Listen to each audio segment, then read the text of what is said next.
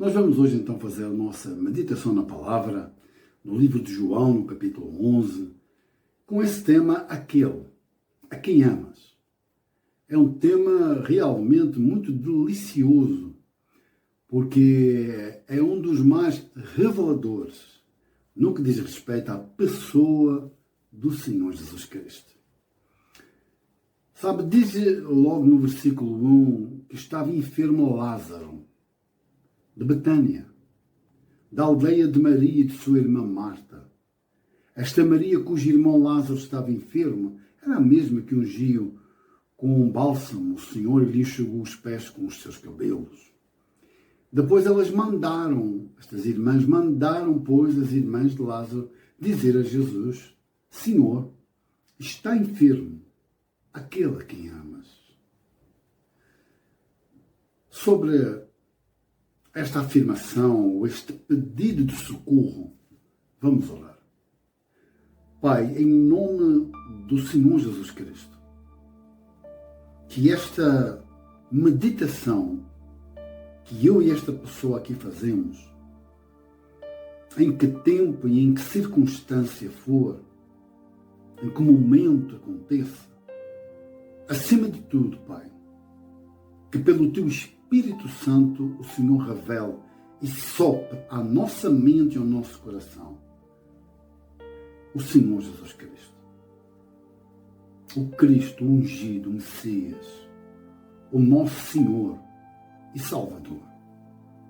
Espírito Santo, clarifica-nos no íntimo sobre o Senhor Cristo Jesus, pelo qual nós existimos. Tudo existe sobre Ele. Revela-nos esses momentos íntimos com o Senhor Jesus, para que assim, uma vez o podendo compreender, seremos capacitados para recebermos em nós o tempo da Tua tão grande salvação. Amém? Graças a Deus. Em nome de Jesus. Amigo, amiga, nós vemos que o Senhor está enfermo, aquele a quem amas. Já logo de imediato não é dito, Senhor, aquele que te ama. Não, aquele a quem tu amas. Aquele a quem amas. Sabe, para chegarmos a este capítulo 11, é importantíssimo que eu e você possamos irmos a este livro num todo. Primeiro, quem está escrevendo? João. Bom, o João está escrevendo. João, discípulo do amor. Está também ele aqui mostrando gente que, assim como ele é amado pelo Senhor Jesus, ele está sinalizando pessoas que também o Senhor Jesus ama. Assim como me ama a mim e a si. E assim como também neste livro, lá no capítulo 3, no versículo 16, diz que Deus amou o mundo de uma tal forma que deu o seu Filho, Jesus Cristo, para que tudo o que nele crer não pareça, mas tenha, alcance, receba em si uma vida que não tem mais fim. Então, à partida, nós vemos João sinalizando. Depois, o que levou João a escrever este livro, o que o Espírito Santo o capacitou. Porque não podemos entender que nós temos os evangelhos sinóticos, que apontam no mesmo sentido, como Mateus, Marcos e Lucas. O primeiro, Marcos, foi o primeiro a ser escrito, sendo que pela ordem que nós lemos em Mateus, temos o Senhor Jesus como rei, o rei dos judeus. Marcos como servo, o servo sofredor. E Lucas, o homem perfeito, o filho do homem. Passaram-se os anos. Historiadores dizem que cerca de entre 60 a 100 anos. Outros mais dizem que é 80, 95, 90. Vamos por cerca de 80 anos depois. o João agora vem capacitado pelo Espírito e amadurecido pelo tempo e pela idade, escrever este livro para dizer, em primeiro lugar, porque ele escreve logo no primeiro versículo, no princípio era o Verbo. O Verbo estava com Deus, mas o Verbo era Deus. Então ele está afirmando, logo de início, olha, Jesus é Deus. Que missão ele veio cumprir, fazer, executar? Ele é o executivo da Trindade. Que execução foi essa? Dar vida que não tem mais fim. Vida eterna. E a questão deste capítulo 11, em que tempo? Em que tempo vai ser isso? É passado, é presente ou futuro? Quando esse tempo se manifesta? E aqui então nós vemos essa questão. Veja bem, tudo isto que eu estou falando é muito importante. Porque até chegarmos a este capítulo temos que ir ao início. Então veja, este mesmo João, ele lá no fim do seu livro, que nós estamos hoje a meditar, e o vídeo é um pouquinho maior porque não pode ser assim meditado de qualquer forma, porque é um assunto que culmina num tempo poderoso para aquele que crê, recebe em si tão grande salvação, que ele diz assim, leia, Jesus realizou ainda muitas outras coisas. Se elas fossem escritas uma por uma, creio que nem no mundo inteiro caberiam os livros que seriam escritos.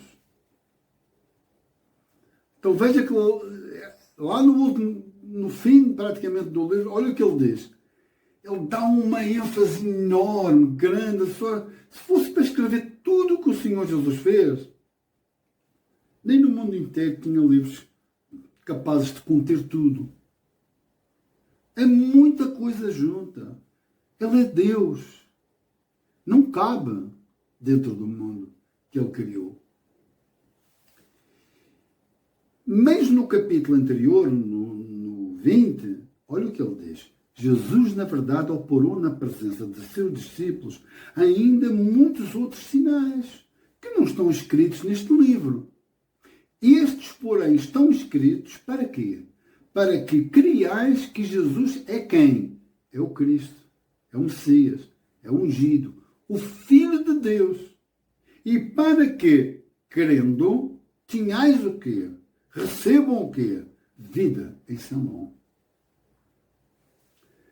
Ora, se você ver, se nós formos aprofundar onde estão os sinais, quais são os sinais, são 7.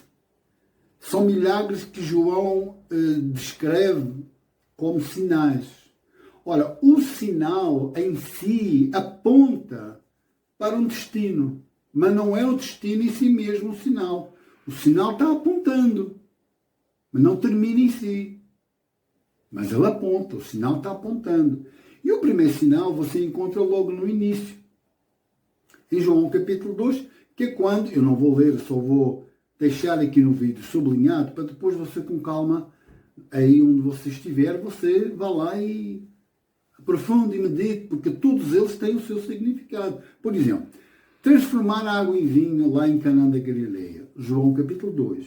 A cura do filho do funcionário do rei, João capítulo 4. A cura do enfermo paralítico no tanque lá em Betesda, em João capítulo 5. A multiplicação de pães e peixes, João capítulo 6. Jesus caminhando sobre o mar da Galileia, também lá no capítulo 6. A cura do cego de nascença, que deu a maior inspeção dos sacerdotes judeus a nível de minuciosamente estudar se aquele sinal ali, se aquele milagre ali, se aquele poder ali foi mesmo o Cristo, o Messias. João capítulo 9. E no caso aqui onde nós estamos, João capítulo 11, é o último e maior de todos eles.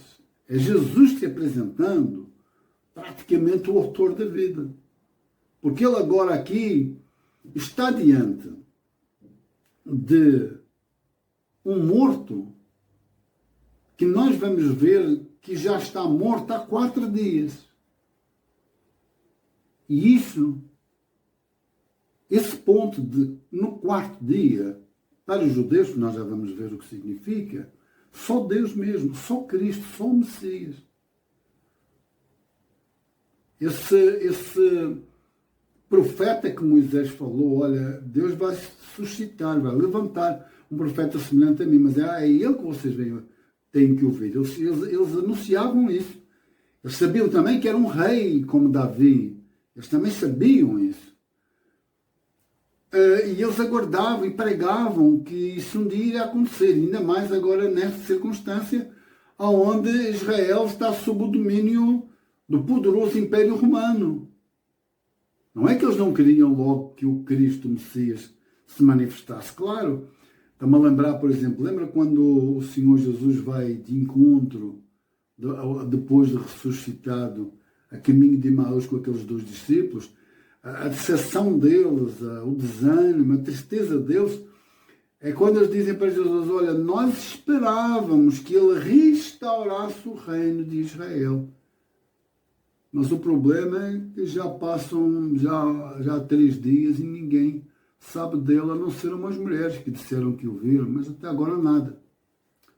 Então eles aguardavam ele. Ao mesmo tempo, nós vemos que eles formataram em suas mentes e corações um Cristo, um Messias, que não se enquadrava com o Senhor Jesus. E era um problema sério. Agora, estes 7 sinais que estão no livro de João, que, como disse, querendo mostrar primeiro que Jesus é Deus, que veio dar vida, que não tem mais fim, o tempo em que veio dar, estes 7 sinais escritos para que a gente creia que ele é este Cristo que estava para vir. Este judaísmo também tinha como sinais messiânicos 4. Por exemplo, leia comigo Mateus 11, 2 e 3. Quando João Batista está preso. Olha o que diz. João, ouvindo no cárcere falar dos feitos de Cristo, enviou 2 dos seus discípulos a dizer-lhe, és tu aquele que havia de vir, ou esperamos outro? E o Senhor Jesus responde com Isaías 35, versículos 5 e 6, que é o quê? E Jesus respondendo disse-lhes, ide e anunciai a João as coisas que ouvis e vedes. Primeiro, os cegos veem. Segundo, os leprosos são limpos. Terceiro, os surdos ouvem. E quarto, os mortos são ressuscitados. Eu sublinhei, você reparou, precisamente estes 4. Porque a cura do leproso judeu, que está lá, não aqui em João, mas em Mateus 8, Marcos 1 e Lucas 5, fala desta cura de um judeu leproso. Senhor, se quiseres, podes purificar-me. E Jesus, tocando, eu quero ser limpo. E depois mandou ele ir apresentar aquela oferta que Moisés, aqueles 2 pombinhos, lá aos sacerdotes. Que ali era assim, eles vão ver que é um sinal messiânico. O segundo, a expulsão de um demónio mudo, que está em Mateus e Marcos.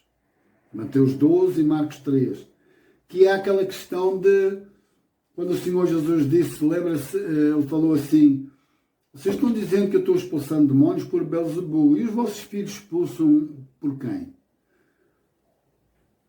Porque o ritual para fazer esse exorcismo, para expulsar esse ou esses espíritos da vida de alguém, desses demónios, era identificado pelo nome. O sacerdote ia, perguntava qual é o teu nome, falava o nome aos nomes e então exerciam um ritual. No caso aqui, deste homem, ele era mudo. O que representa dizer? Que só Deus para libertar a vida daquele homem. Não tinha como exercitar a libertação daquele homem. E o Senhor Jesus liberta aquele homem. Mais um sinal messiânico. Outro foi quando a cura de um homem nascido cego. Quando os discípulos dizem, mestre, quem pecou? Este ou os pais para nascer desta forma? E isso vai desenrolar, e isso vai desencadeando um problemão sério. Você pode ver que é nesse capítulo que a gente vê a maior inspeção a nível dos sacerdotes, do grupo dos fariseus, ali a procurar minuciosamente quem é que tinha curado, como curou, quando curou, de que maneira que curou, se esse homem era pecador. É uma coisa muito séria, João 9. Para no fim eles declararem assim, desde que há mundo, jamais se ouvi que alguém tenha aberto os olhos a quem? A um cego de nascença. Terceiro, este foi o que nós vemos deste cego. E agora o quarto é Lázaro. E porquê que é Lázaro? Porque se dá esta grande agitação. Porque eles tinham com eles essa situação da questão do quarto dia. Você pode ver, a gente já vai aprofundar mais isso. Porquê? Porque o Senhor Jesus fez outras ressurreições. Mas esta aqui só podia acontecer se fosse o Cristo, o Messias. Você pode ver que depois desta agitação, os fariseus reúnem-se, o Sinédrio reúne-se, lá no versículo 45, e eles passam, chega-se no versículo 53, diz que a partir daquele dia, assim que o Senhor Jesus opera esta ressurreição, eles decidiram matar o Senhor Jesus, porque corria-se o risco de eles perderem o seu lugar perante a sociedade. E no capítulo 12, estava incomodando de tal forma os judeus que eles disseram, olha, vamos matar Lázaro também, vamos parar com isto. Sabe, quando o Senhor Jesus se apresenta como Cristo para propor o querermos, para recebermos em nós uma vida que não tem mais fim, incomoda. E como incomoda muita gente. Agora, quando o Senhor Jesus recebe a notícia, ele está lá em Betânia, mas não a Betânia onde Lázaro, Maria e Marta viviam. A Betânia onde Maria e Marta viviam, a gente vê também no texto, que era a 15 estádios, era 3 quilómetros de Jerusalém. E se formos ver na parte arqueológica, você subia uma montanha, descia, estava em Jerusalém, ou vice-versa. Diz lá que foi onde Maria derramou aquele bálsamo, aquele perfume caro, que o Judas criticou, que foi um desperdício. Aí enxugou os pés com os cabelos, ou seja, era uma casa que o Senhor Jesus frequentava, almoço, jantar, de um dia para o outro, e depois viajava para Jerusalém, ia, vinha. Então, ficava ali perto. E diz que vieram muitos judeus chorar com Marta e Maria a morte do irmão. Veio muita gente. Portanto, era uma família também de uma classe que era uma classe média ou média alta, por aí. Diz também que Jesus amava, como é que diz? Versículo 5. Ora, amava Jesus a Marta e a sua irmã e a Lázaro. Então, aqui não há dúvida. O Senhor Jesus amava esta família. Por outro lado, elas não mandam dizer, olha, Senhor, elas fazem um pedido de oração. Elas não dizem aquele que te ama, não, aquele a quem tu amas. Como é possível o Senhor amar tanto a Lázaro, declaradamente, toda a gente sabe, e o nosso irmão está desta forma. Socorro. Elas dão um grito de socorro. Esta Betânia, repito a posição, é a Betânia perto de Jerusalém, a cerca de 3 quilómetros. Onde o Senhor Jesus está é uma outra Betânia. É lá nas terras onde João Batista batizava, em Pareia, a 30 e tal quilómetros, ou seja, um dia de viagem. São lugares diferentes, são coisas distintas.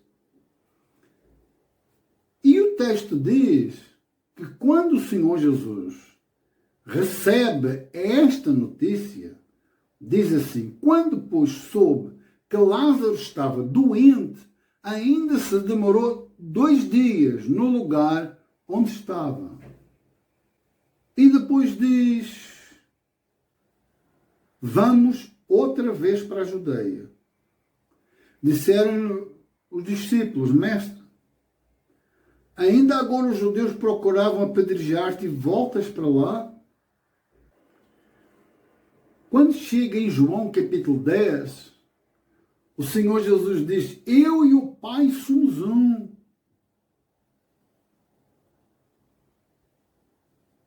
Ou seja, em João 4, o Senhor Jesus é percebido como o Salvador do mundo. Depois, quando chega ao 10, ele diz: eu e o Pai somos um. E aí diz novamente: pegaram os judeus em pedras para lhe atirar, e disse-lhe Jesus: tenho-vos mostrado muitas obras boas da parte do Pai. Por qual delas me apedrejais? E agora veja o que eles dizem. Responderam os judeus: não é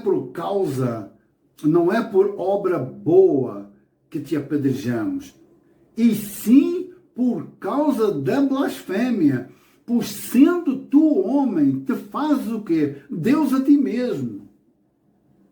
Então eles estão furiosos, porque eu e o Pai somos um. Jesus dizendo: eu sou Deus. Isso é muito incomodativo. Entendo porque que os discípulos disseram: mestre, eles há pouco queriam apedrejar-te. Era por causa disto.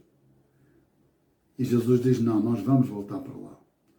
O nosso amigo morreu, Lázaro morreu, mas ele vai lá para dar vida. Outro pormenor também é que o Senhor Jesus, sendo o autor da vida, ele, uma vez estando ali, a morte não podia acontecer. Você não encontra alguém morrendo na presença de Jesus, porque ele é a vida. Não pode, a morte não tem esse domínio na presença do Senhor Jesus. Onde o Senhor Jesus chega, é vida. Vamos guardar isso bem afincadamente no nosso coração. Eles levam essa notícia: enferma é quem tu amas.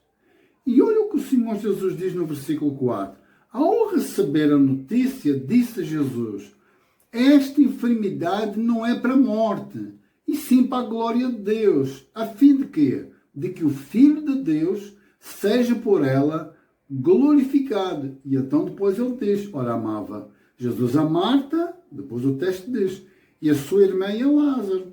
E quando depois soube que Lázaro estava doente, ainda se demorou 2 dias naquele lugar onde estava. Bem, primeiro, a notícia chega a caminho de um dia. O Senhor Jesus diz: olha, não é para a morte, é para a glória de Deus. Demora 2 dias. E depois diz assim para os discípulos: vamos outra vez para a Judeia. Disseram os discípulos: mestre, ainda agora os judeus procuravam apedrejar-te e voltas para lá. Jesus respondeu Jesus: não são 12 as horas do dia? Se alguém andar de dia, não tropeça, porque vê a luz deste mundo. Ele está falando o tempo que o Pai lhe dá como a luz do mundo. Meu Pai trabalha até agora e eu também trabalho. Eu sou a luz do mundo. Aquele que me segue nunca andará em trevas, mas terá o quê? A luz da vida. Ele está dizendo: enquanto eu aqui estou, eu trabalho. Eu dou vida. Estas 12 horas é a hora que o Senhor Jesus está operando tudo isto com uma finalidade. E depois diz assim, mas se andar de noite, tropeça porque nele não há luz. Isto dizia e depois lhes acrescentou, nosso amigo Lázaro adormeceu, mas vou para quê? Para despertá-lo. Disseram depois os discípulos, Senhor, se dorme estará salvo. Jesus, porém, falar a respeito da morte de Lázaro, a respeito à morte de Lázaro, mas eles supunham que tivesse falado do repouso do sono. Então Jesus lhes disse claramente, Lázaro morreu. E agora veja, e por vossa causa me alegro de que lá não estivesse. Para quê? Para que possais crer. Mas vamos ter com ele. E aí o Tomé diz, vamos também nós para morrermos com ele. Bem, o que é que nós vemos aqui? Você vê o Senhor Jesus dizendo assim, olha, eu muito me alegro de lá não ter estado. E porquê? Por vossa causa. Ou seja, a enfermidade, a doença de um amigo a quem eu amo, vai beneficiar o crescimento da vossa fé, da vossa forma de crer. Muitas dúvidas vão ser eliminadas. Vocês vão ver ali o autor da vida. É mais uma etapa de crescimento espiritual. Tudo contribui para o bem daqueles que amam a Deus. Esta enfermidade não é para a morte, é para a glória de Deus. E a alegria já para os discípulos. Primeiro a alegria porque o Filho do Homem vai ser glorificado. E depois os discípulos vão ser beneficiados. E mais à frente vamos ver e todos aqueles que ali estavam e aquela família. A tristeza e lágrimas de dor vai se transformar em lágrimas de alegria. Muito lindo. Bem, o que é que nós temos agora aqui que ver? Quando o Senhor Jesus agora chega, diz assim, chegando Jesus, encontrou Lázaro já sepultado, havia 4 dias.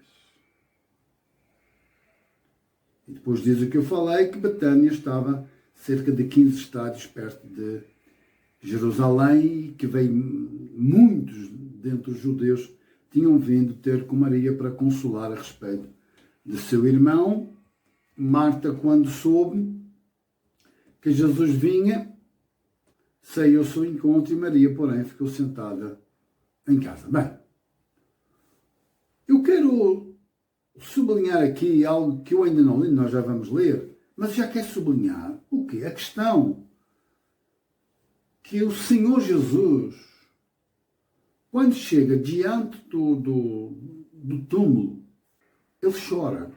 É o versículo, é o menor versículo da Bíblia. Jesus chorou.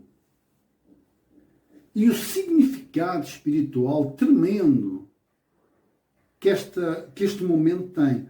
Porque não podemos esquecer, quando olhamos para o Senhor Jesus, temos que pôr os óculos, não só estes óculos da cara, mas os óculos da fé no coração.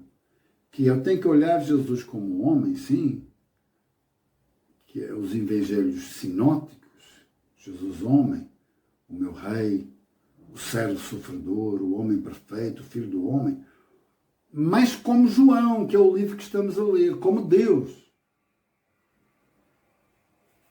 E vendo o meu Cristo, o meu Messias, o meu Salvador, chorando, eu tive o cuidado de ir à língua hebraica, ver a questão do choro.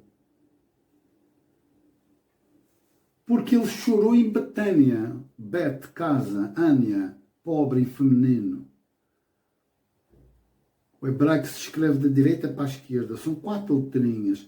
A primeira letra da direita para a esquerda, vai aparecer aí que eu vou colocar, simboliza visão. A outra a seguir, vida.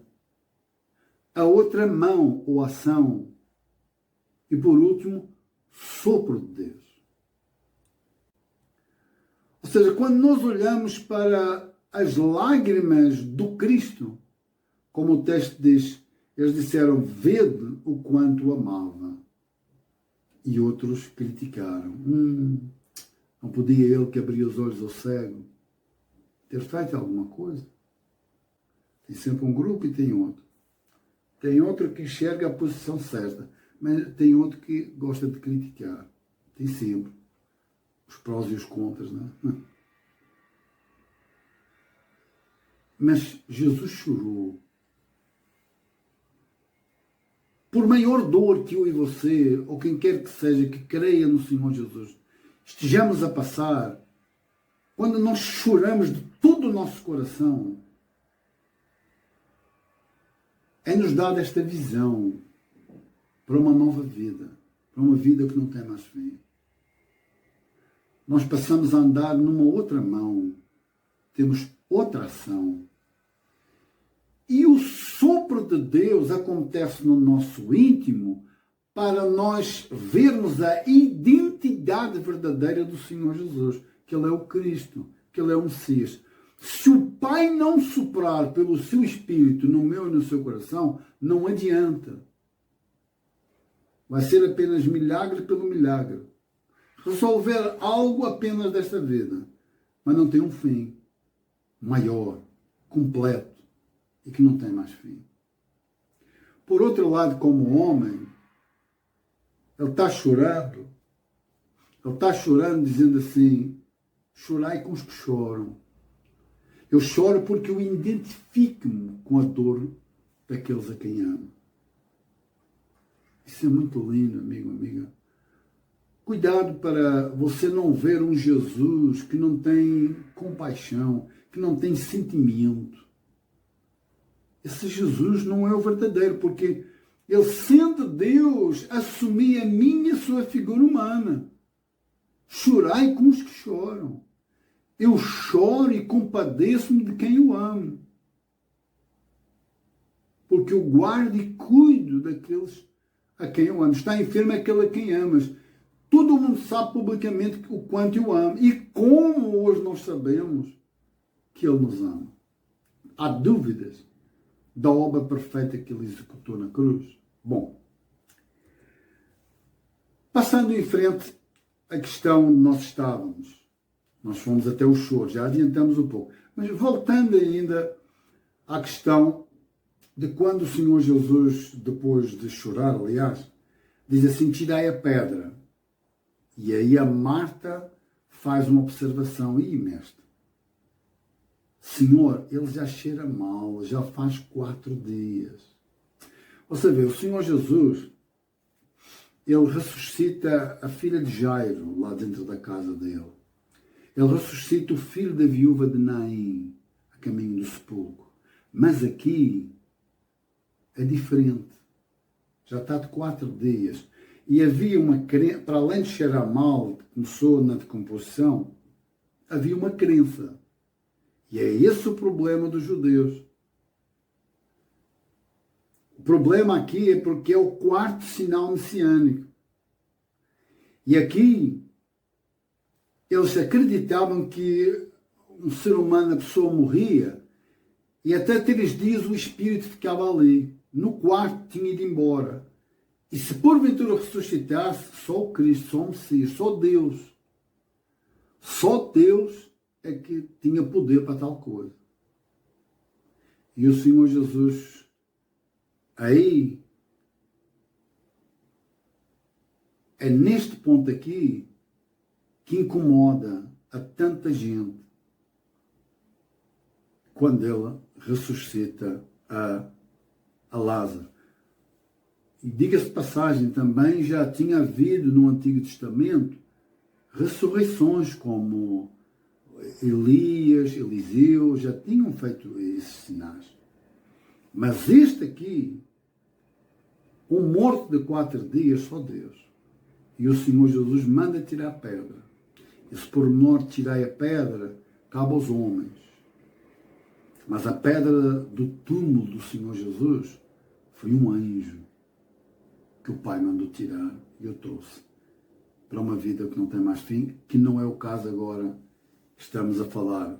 Vamos continuar observando Lázaro. Bom, agora a questão do querer. Porque você vê o Senhor Jesus Cristo diz para Marta assim, nós vamos ler lá no versículo, a Marta no versículo 21 diz assim, leia, disse pois Marta a Jesus, Senhor, se estiveras aqui, não teria morrido meu irmão. Quando a Marta soube que o Senhor Jesus estava chegando, ela foi correndo e fala logo isso. E depois diz, mas também sei, ela agora aqui manifesta a fé, ela diz, mas também sei que, mesmo agora, tudo quanto pedires a Deus, Deus te concederá. Então veja, quando a Marta sabe que o Senhor Jesus está chegando, ela corre e fala logo cara a cara. Ela diz, Senhor, se estiveras aqui, não teria morrido o meu irmão. E ela diz, mas como quem diz, eu tenho fé. Quando eu olho para ti, eu sei que tudo o que o Senhor pedir a Deus, Deus concede. E Jesus fala, teu irmão há de ressurgir, quer dizer, há de ressuscitar. E ela falou do passado, se estivesses. Jesus diz, ele vai ressurgir. E ela fala do futuro. Ao mesmo tempo que ela diz, veja, e aqui ainda ontem falava com a minha esposa isso, muita gente alcança uma fé conquistadora do aqui e agora, mas não é uma fé completa. Se você ver, por exemplo, lá em Hebreus 11, os heróis, a galeria dos heróis da fé, você vai ver situações ali que você vai ver como é que Deus completa a fé, como é que ele trabalha no ser humano a fé. Porque aqui vê-se que a Marta não está totalmente completa de uma fé verdadeira no verdadeiro autor da fé. Olhai firmemente para o autor e o consumador da vossa fé, o Senhor Jesus. A Marta diz que sabe que ele tem poder, tudo o que diz respeito a pedir a Deus, Deus concede. Quando o Senhor Jesus diz que vai acontecer, ela manda para o futuro. Ela diz assim, eu sei, replicou Marta, que ele há de ressurgir na ressurreição do último dia. Aí Jesus diz, eu sou a ressurreição e a vida.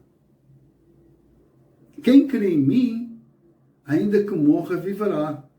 E todo o que vive e crê em mim, não morrerá eternamente. Crês isto? Agora veja. Eu sou a ressurreição e a vida. Se ele é a ressurreição, é porque esteve morto. Como as Escrituras dizem. O Cordeiro que foi morto antes da fundação do mundo. Por isso é que ele é a ressurreição. Ele esteve morto, mas reviveu. Mas é a vida, a ressurreição e a vida. E quem crê em mim, ainda que morra, viverá. Ele está falando aqui. O corpo sem o espírito morre. Mas o espírito sem o corpo permanece vivo. Lembra na cruz? Como é que o Senhor Jesus diz? Pai, nas tuas mãos entrego o meu corpo. Não, o corpo tem que ir para o sepulcro. Nas tuas mãos entrego o meu espírito. Ainda hoje, quando aquele ladrão pediu misericórdia, lembra-te de mim, quando entrar no teu reino. O que é que o Senhor Jesus diz? Ainda hoje vai estar onde comigo? No paraíso. Lembra quando ele conta aquela questão do rico e do Lázaro? Esse rico que nem nome tem, nem se sabe o nome dele. É rico que até nem o nome se sabe. Mas o Lázaro, não este, o mendigo Lázaro, quando entram nesse mundo espiritual, um vai para o inferno, que é esse rico, e olhando, consciente, diz, pai Abraão, permite que Lázaro vá à casa do meu pai. Ele diz, tem lá 5 irmãos. Está consciente do que está acontecendo. E permite que alertem eles para... aceitar logo a forma certa para não vir aqui bater, porque eu nem fiz caso. Aí o que Abraão diz? Olha, eles têm Moisés e os profetas, eles têm as Escrituras. Está disponível, Jesus está disponível. Não, ressuscita o morto. Aí ele diz, olha, se não creem nos vivos, como é que vão crer nos mortos? Então aqui a sua ressurreição e a vida. Quem crê em mim, ainda que morra, viverá. Quer dizer, a morte não é empecilho para todo aquele que crê. É como respirar. Assim como nós respiramos, essa passagem aí é um respirar, mas a vida continua. Ela não tem mais fim. Esta visão é aberta neste capítulo. Completamente, amigo, amiga. Este sinal aqui é o crucial mesmo para mim, para si e para quem quer que seja. E depois veja, todo o que vive e crê em mim, e agora veja bem, não morrerá quando? Eternamente, quer dizer que tem morte eterna. Mas tem vida eterna disponível. É o Senhor Jesus diz, crês nisto? E o que é que a Marta diz? Sim, Senhor, respondeu ela. Eu tenho crido que tu és o Cristo, o Filho de Deus, que devia vir ao mundo. Isto faz lembrar, amigo, amiga, porque é aqui que nasce a igreja. Esta declaração da Marta é novo nascimento. É o sopro do Pai mostrando a identidade do seu Filho, Senhor e Salvador Jesus Cristo. É o Pai. O Espírito Santo, quando vier, vai convencer o mundo do pecado, do juízo e da justiça. Ele vai guiar-vos a toda a verdade. Ela diz, eu creio que o Senhor é o Cristo, o Filho de Deus que devia vir ao mundo. Sabe, está-me a lembrar em João 4, quando os samaritanos começam a se aperceber, quando eles dizem, este é o Salvador do mundo. Este homem que está aqui é o Salvador do mundo. Eles já começaram a ter essa percepção. E a Marta foi também, lembra quando o Senhor Jesus diz, e vocês, quem vocês dizem que eu sou? Quem foi visitar? Quem o Pai visitou ali para declarar? Pedro. E o que é que o Pedro diz? Tu és o Cristo, o Filho de Deus vivo. E é aí que Jesus diz, eu digo que tu és Pedro e sobre esta pedra edificarei, veja como eu tenho razão no que estou falando. Edificarei a minha igreja e as portas do Hades, da morte, do inferno, não prevalecerão contra ela. É neste ponto aqui que nós somos levados a crer na identidade do Senhor Jesus pelo sopro do Pai, pelo Espírito Santo no seu íntimo. Amigo, amiga, eu quero terminar esta nossa meditação. Mas eu quero terminá-la só frisando mais alguns pontos, porque é muito importante. Veja, vamos ler esta questão do crer, que a gente encontra no texto. Leia comigo. João 11:14. Então Jesus lhes disse claramente, Lázaro morreu. Por vossa causa me alegro de que lá não estivesse. Para quê? Para que possais crer. Mas vamos ter com ele. Então, a causa foi para que possais crer. Depois, o que nós acabamos de ler, ele diz, quem crê em mim, ainda que morra, viverá. E depois diz no 26, todo o que vive e crê em mim. E depois no fim diz, crês isto? Para quando, uma vez tirada a pedra e Jesus posto a orar, olha o que ele diz. Pai, graças te dou porque me ouviste. Aliás, eu sabia que sempre me ouves, mas assim falei. Porquê? Por causa da multidão presente. Ele não perdia a oportunidade. Porquê? Porque poucos dias depois ele ia entrar triunfalmente em Jerusalém e dali ia ser posto o processo para ser condenado injustamente, morto e depois ressuscitado pelo Pai. Aí ele diz assim, para que creiam o quê? Que tu me enviaste. E tendo dito isto, clamou em alta voz, Lázaro, vem para fora. Amigo, amiga, o morto saiu. E Jesus disse, desatai-o, deixai-o ir. Isso é trabalho vosso. Esse convívio agora como igreja, desata, tira essas correntes que estão aí, tira essas prisões, abre o seu coração, tem perdão suficiente, tem graça gratuita, tem luz para o teu caminho, mas tem uma vida eterna para ser semeada dentro do seu coração quando você crê.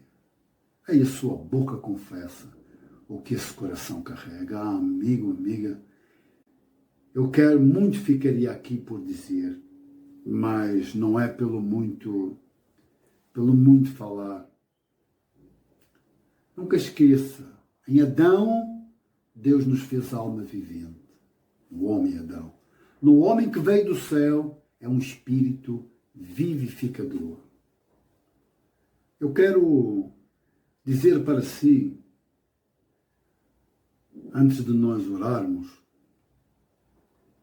que este amor que o Senhor Jesus tem pelos seus, sim, porque nós lemos no início que o Senhor Jesus amava esta família, Lázaro, Maria e Marta, isso era sabido. E eu quero mostrar para si algo íntimo, algo que ainda ontem eu e a minha esposa, aqui antes de orarmos os dois,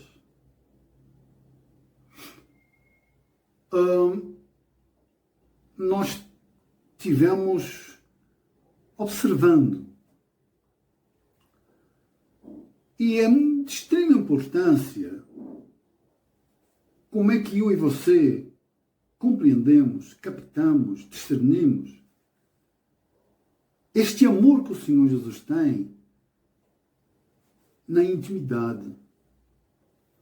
Ele chegou ali, ele amava, ele identificou-se com aquela família, ele chorou com aquela família, chorai com os que choram, identificou-se com a dor de quem ama, mas nós vemos algo que quando ele, o Senhor Jesus, ele próprio, sendo o autor da vida, passou no meu e no seu lugar por este processo da morte e o Pai o ressuscitar, depois que ele ressuscita e a morte é vencida,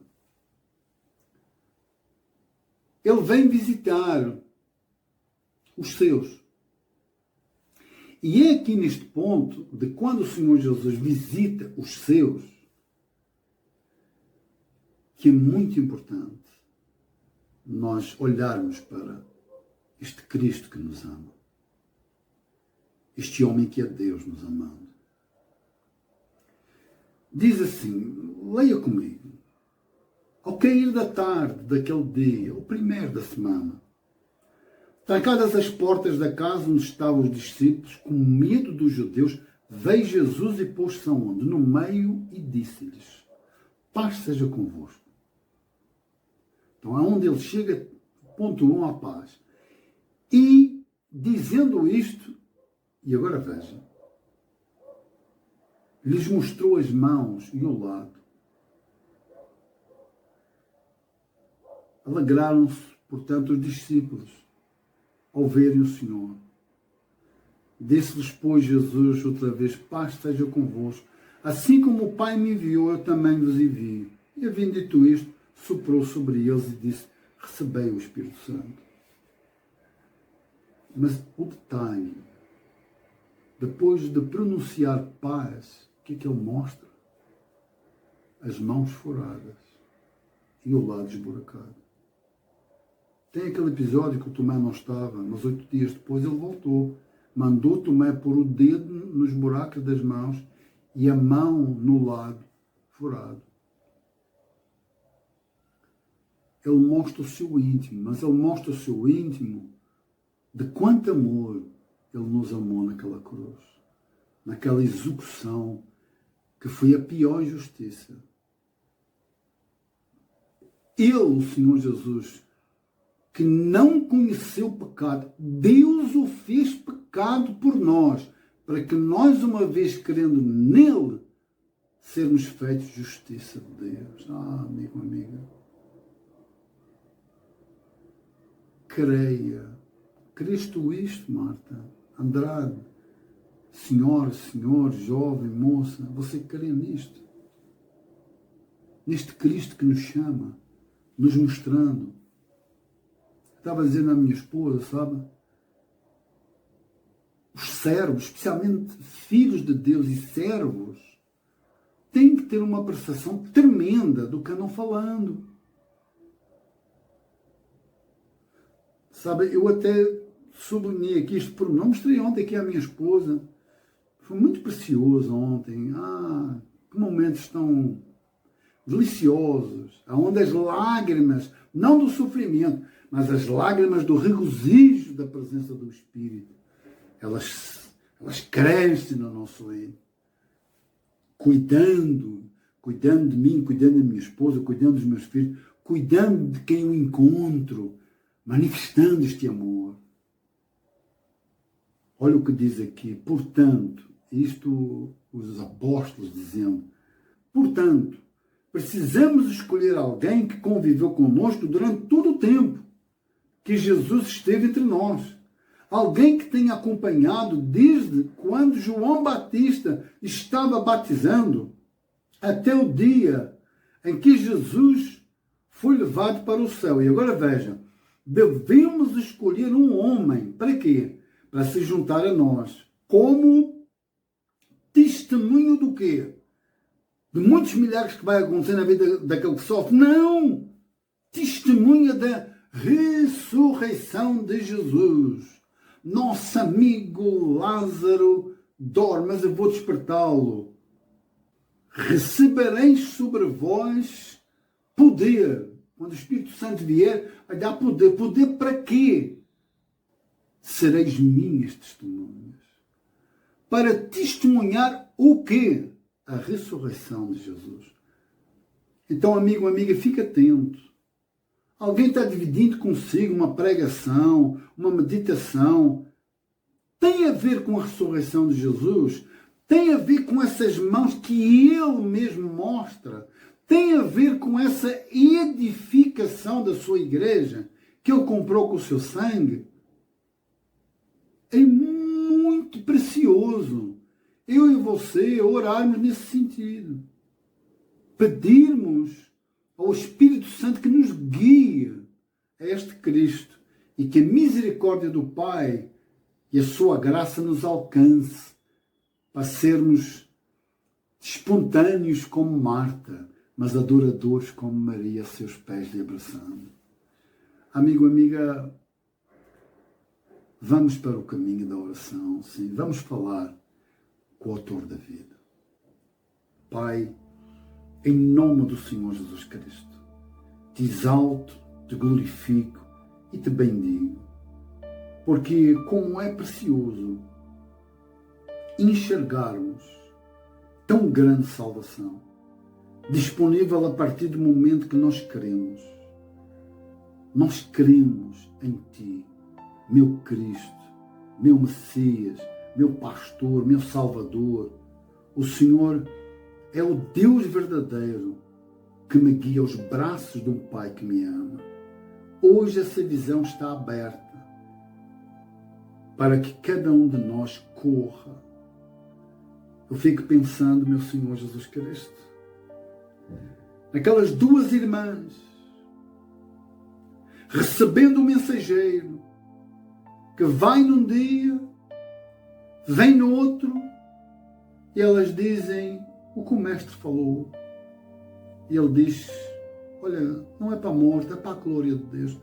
Mas o nosso irmão já morreu, a cara dele, a cara e o coração delas, decepção. Depois, quando o Senhor chega, a Marta mal chega, fala de cara a cara. A Maria não.